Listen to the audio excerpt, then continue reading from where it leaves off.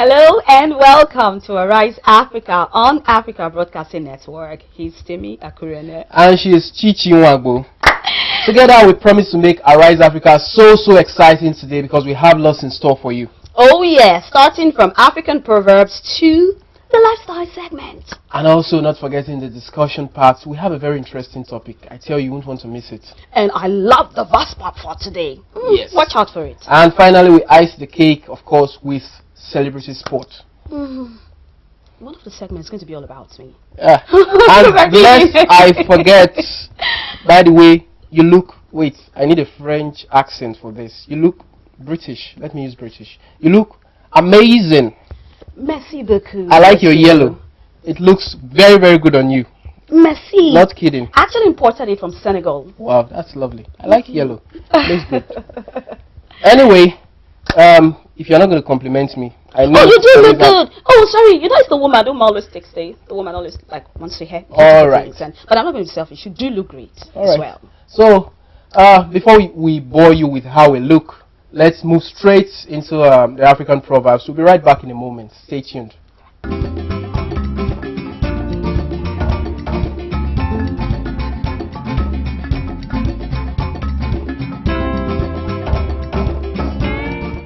Welcome back. That was the Proverbs segment of the program Arise Africa on Africa Broadcasting Network. Timmy? You know, Chichi, they say, or it was accredited to Chinua Achebe, I think he made mention of it, that Proverbs are the palm oil with which words are written.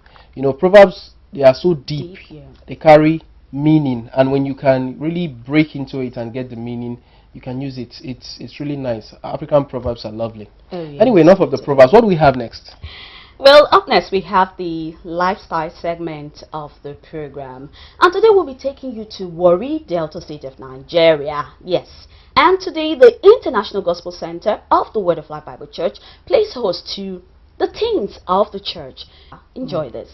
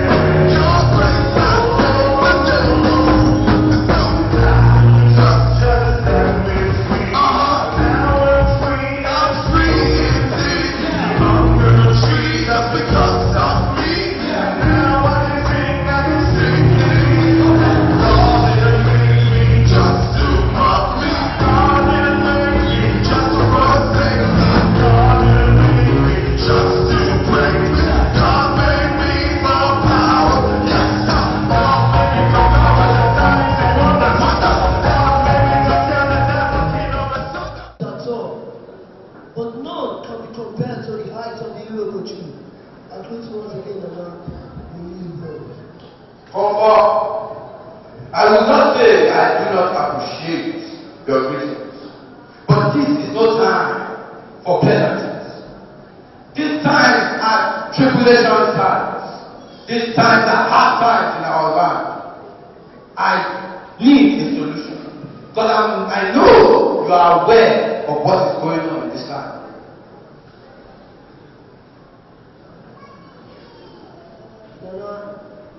The solution has been found. Then speak of what is the solution.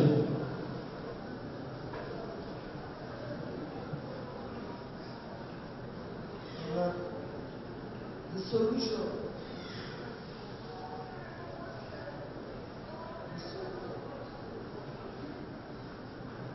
What? I do not understand you, great one. Why are you speaking in parables? Why don't you just speak once and let us know what to do?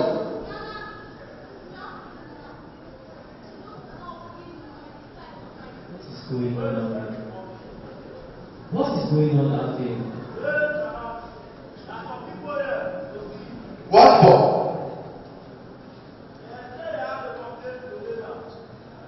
Send them in.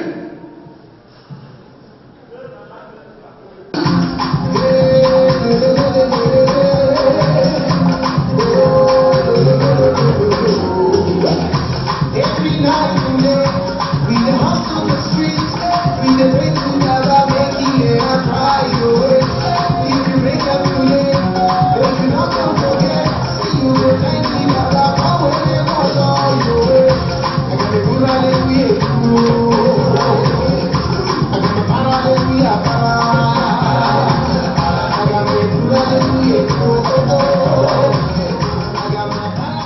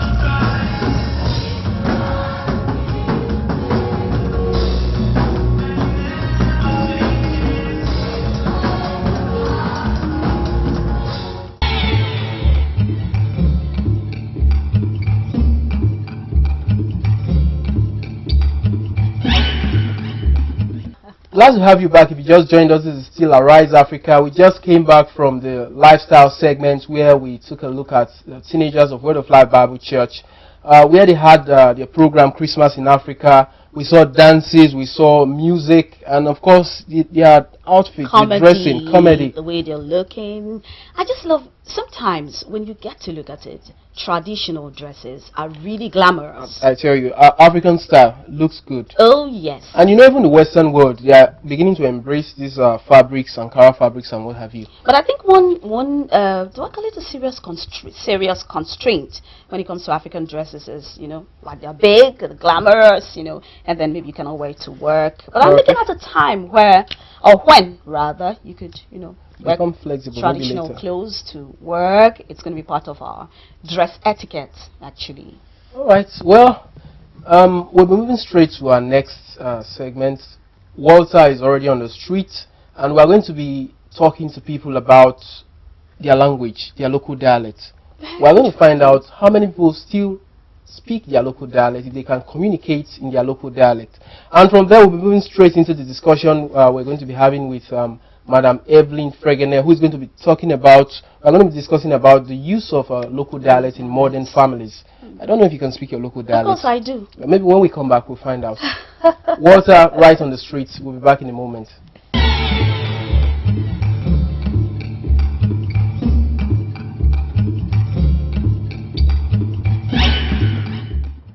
Africa is blessed with variety of languages, which is used as means of intra-ethnic communication and is also part of our cultural heritage. in Nigeria, we have over 500 known spoken languages. But English language is still used as our lingua franca. That is why we are here on the streets to find out how many persons still speak their local language and if they still understand it very well. Come along, let's find out. Do you understand and speak your language fluently? Yeah, I understand and speak my language fluently. Okay. Okay, now can you tell us something in your language? Yeah, mirime wabo ayakros for the mirime ayakra me what's up work agaswe mi tamana wo korwa timi wo proba ayakros for the e bi pro la isile pro la e bindo wo damo imo powe isile. Wow. Okay, can you interpret what you just said? Yeah, like what I'm saying is that I say I thank God for this new year. God has been guiding us through this year. No death, no sorrow. I thank God for everything. Just like that. Thank you very much. Just tell us something in your local language. I just said that I'm very, very hungry. Where I'm now talking now, I need to go to the house. Wow, thank you very much. Okay, do you speak and understand your language fluently? Yes, I can speak. I can understand well. Can you tell us something in your language? For good years. And I'm in the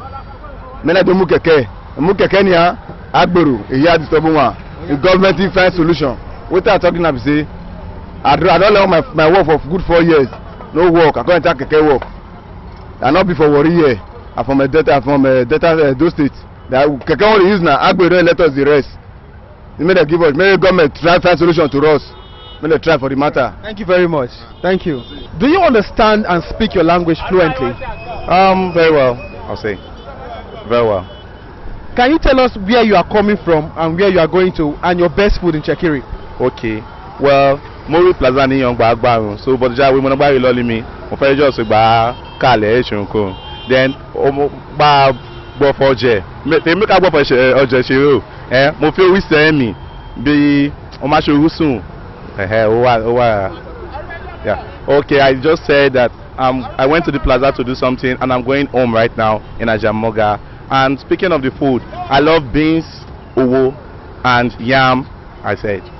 Do you understand your language and do you speak it fluently? No. Okay. Thank you very much. Thank you. Do you speak and understand your language fluently? Yes, I can speak very well. Okay, can you tell us something in your language? I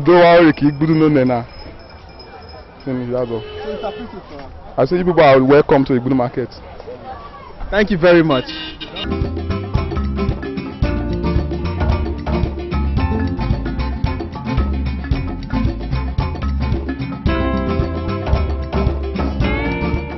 Alright, it's still Arise Africa, and we have with us here Madam Evelyn Fregene. Madam Evelyn Fregene is an actress, she's a mother, and she's also a grandmother. Nice to have you in the studios here with us, ma. Thank you. We're going to be looking at the use of local dialects in modern families. You know, our local dialect, we're Africans, and it's something that we are used to. It's our identity, how we speak. You know, English is our lingua franca here in Nigeria. In some parts of Africa, they speak French as their lingua franca. But we have local dialects. These were languages that were being spoken even before we were colonized by Britain, as the case is here in Nigeria. So, Ma, do you speak your local dialect? Of course I do. And it's a pity. I always ask when I see children, they tell me they are from a certain place. I ask them, do you speak the language? I found out that 97% don't speak. Wow. It's pathetic. Well, you speak your local dialect. I want to ask, how did you imbibe it? Did you learn it yourself, or your parents taught you while growing up? My aunt that I stayed with, she always speaks the language to us. Okay. Yes, we spoke it when we were little, and until I grew up. So did you transfer it to your children? Can they speak? Yes, my daughter can speak very well. I have one daughter, blessed with a wonderful daughter. Wow. She have 4 kids, but unfortunately they don't speak the language. Oh. The girl, the senior, and the boy Temi, they are trying to see if they can manage, but the 2 little ones don't speak, and I don't like it. Okay. I don't know. Where do you think the society has deviated in terms of trying to teach the younger generation how to speak their dialect? What do you think happened along the way that the new generation is no longer able to speak their local dialect? A time came when, you know, schools got all over the place, say we want to speak this English. And when I try to say, teach these children this language at home, speak with them at home, and when they get to school, they can speak the English. But they said no, if we try to speak the language, the children will be confused. They won't be confused. You see these little children, you think they will be confused. They go to school, they speak French. French is not my language. Yes. And I'm not going to do anything with it. English, unfortunately, is not my own, but thank God it's a lingua franca. So if you teach them the local language at home, they go there, out there in school, they learn the French, they learn the Japanese, or whatever language they want to teach them. Oh, it's okay by me. But for goodness sake, let us learn our language. It's our identity, for goodness sake. Now, the French will come here, they will speak French to you. You are not a Frenchman or woman. Probably you don't even understand. But they want you to get their language. Now, you go out there, you get to see a fellow Nigerian, probably from your own place. You can't speak your language because you don't know what it is. Okay. It's bad. I like what you said. You said language is our identity. Mom is still right here with us, but we're taking a little break. I will be right back in a moment.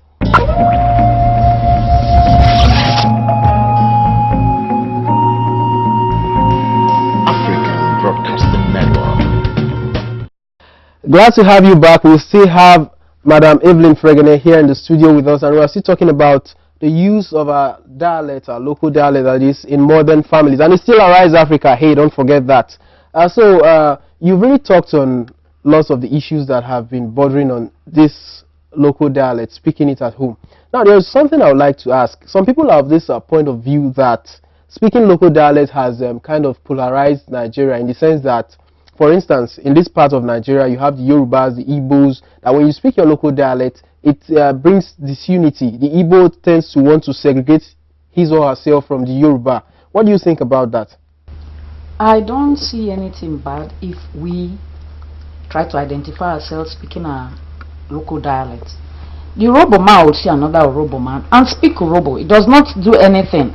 I can see the Yorubas wherever they are, London, England, America, Warri, Sapele, they will speak that Yoruba if they see a Yoruba man. Now, the Hausa also will not speak English if they see their fellow Hausa man. So why is it that with the Urobos, I think I found this thing much more with the Urobos, the Shekiris, and the Ijos. They don't want to speak their language. I don't know why. Okay. What I'm trying to say, let me get some. Now, what if you happen to be in a gathering where you have, maybe in a meeting, you have Yoruba, the Igbos there, and you have maybe two Yoruba there, and they are not speaking Yoruba within themselves. So the Igbo man feels left out. The Hausa feels left out, that these people are communicating in their language, and so we have been shut out. What do you think about that? Oh, well, maybe in a gathering where probably we are not many, okay. But I must learn this language for myself. Okay. So that when I see my fellow Urobo man, a Shekiri man, or an Ijo man, I can interact with him there. Probably, sometimes you go to somewhere you don't want somebody to, you know, probably you want to say, give this man something, and you don't want to speak it in English. You speak it in your dialect, and give him small thing. You know? But if you don't know how to speak the language, you go in English, the man will know. You want to give him something. Okay. Do you think where we live, or where the geographical location of a person can affect the ability of a person to learn his or her language? For instance, if you happen to be an Igbo man and you were born in the United Kingdom, you know, how do you think that don't you think that will probably affect your ability to learn your local dialect? No, I don't think so. Because you are surrounded with people that speak English. Yes. My cousin Solomon, he's in the US now. Before he left, he was not speaking the language too well, But now I found out that he's almost beating me in the language.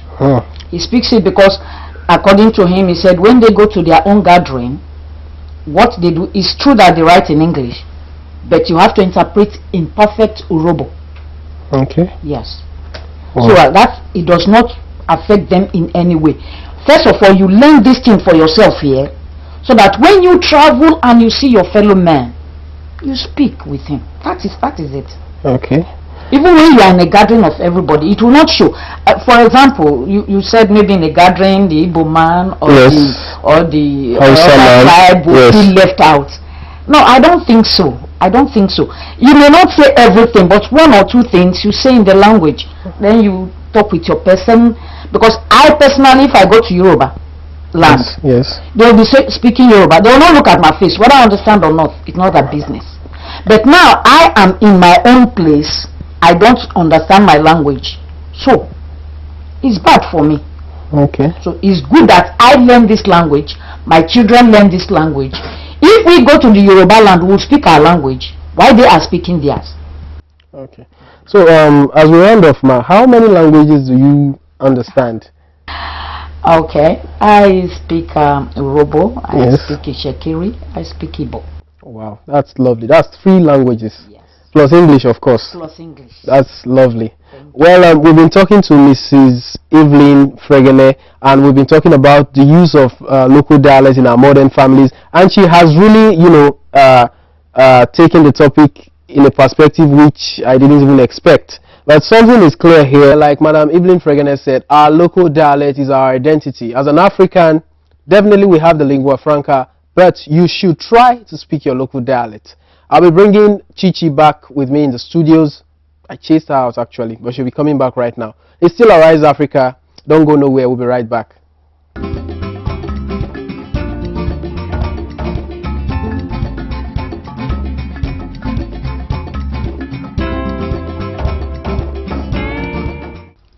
Erubo. That is actually welcome back in Ishekiri language. Yep, got it. We welcome you back from that discussion on local dialects. It's local languages actually.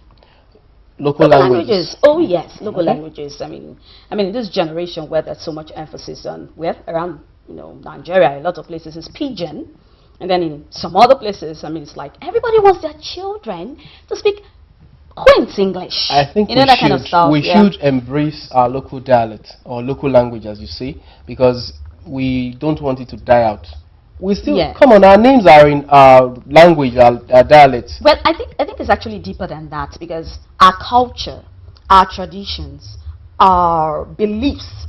Not necessarily beliefs, but a lot of things we do actually embedded in the languages. So if you actually let the languages go extinct, you're killing a people.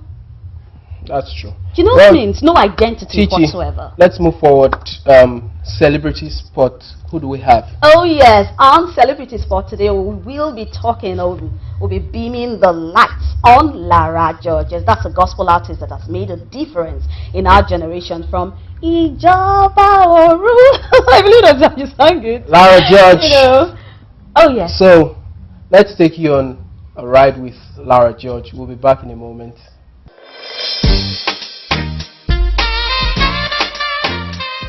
Lara George is one of the classiest Nigeria gospel singer and artist in the world today. This multi-talented singer, producer and music director was born in Lagos, Nigeria, as the 4th of 5 children to Mr. and Mrs. Oluwole Bajomo. She began her musical journey in her alma mater, Queen's College School Choir, where she was first given the opportunity to take a lead role in a song. While studying architecture at the University of Lagos, Akoka, Lara joined the fellowship music team on campus where she met TY, MM and Dapo. In 1997, the bond tightened and further yielded the group Kush, which was one of the earliest modern gospel music groups in Nigeria. The influence of the Western and homeland tunes in their upbeat sound overwhelmed the populace, grew their fan base, and earned them huge accolades and achievements. The group, however, splitted up eventually. In spite of all the challenges encountered in the music industry and after a 2-year break from the scene, Lara George relaunched her musical career with a solo debut album titled Forever in My Heart, with hit single Ijoba Oru in 2007.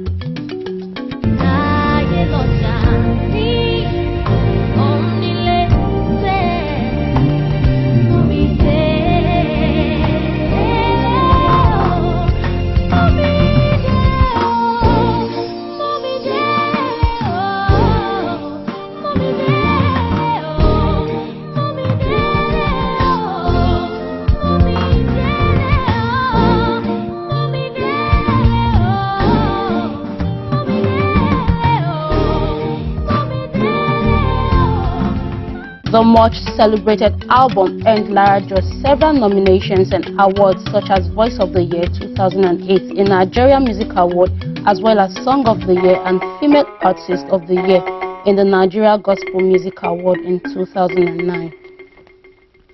As a singer, Lara's music inspired all who listened to it. Her soulful music has inspired and changed a great number of lives. Lara George released her sophomore album in July 2009. The 14-track self-titled album was an expression of her versatility. Some hit tracks in the album were Kole Baje and Hallelujah. Hallelujah, hallelujah, hallelujah, hallelujah. In every situation, hallelujah, hallelujah, hallelujah, hallelujah, oh, hallelujah, hallelujah. Shout hallelujah, oh, in every situation, hallelujah, hallelujah, hallelujah. Hey, you are the God that answered by fire, Almighty God. In 2012, Lara George released another album titled Higher. She recently did a cover for Adele's latest song, Hello. Over the years, Lara, with her spellbinding and captivating voice, has transformed into the professionals whose inspirational style of delivery has helped define the new sound and direction of Nigeria music. Lara George is happily married to Benga George, a legal practitioner who also doubles as Lara's manager. The couple currently has 2 children, a boy named Adeola and a girl named Tiara Oluwa.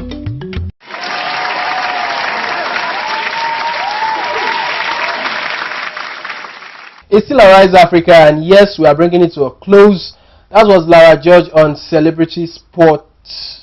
Lara George, Chichi. Oh yes, Lara Wonderful, George, amazing gospel amazing singer. lady. Yes, she was a member of the Kush group. Yeah. Yes, they gave us beautiful numbers, you know, when they were together. Yeah. And then she's also a graduate of architecture from a university. Believe me, I mean, from there to music, gospel music. You know, they always say it's not beautiful. about what you study. It's about your gift, your passion. Oh, yes. And I think she has found hers definitely, and she's doing really well with it. Oh yes, she Well, is. we can't stay here any longer. We have to go.